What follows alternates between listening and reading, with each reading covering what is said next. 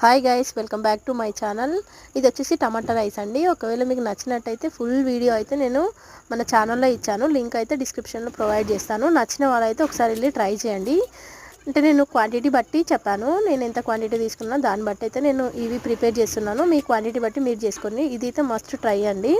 అంటే ఈవినింగ్ కానీ ఎప్పుడైనా కర్రీస్ చేయలేని టైంలో ఇవి చాలా బాగా యూస్ అవుతుంది. టమాటా రైస్ ఒకసారి ట్రై చేయండి నచ్చిన వాళ్ళు. ఫుల్ వీడియో అయితే మనకు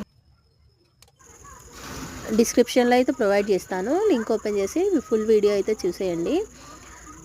ఇంకా ఇంత వీడియో